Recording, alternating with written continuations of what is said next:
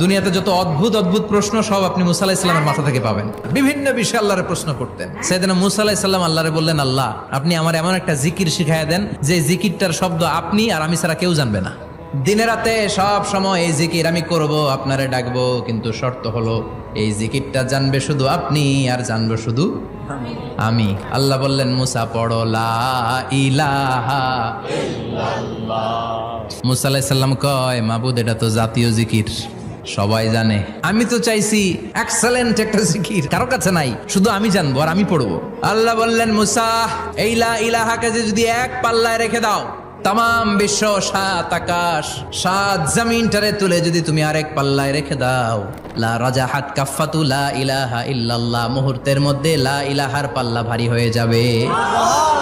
ও মুসা, তুমি যতই এক্সক্লুসিভ জিকির চাও, লা ইলাহার চেয়ে দামি জিকির আমার কাছে নাই।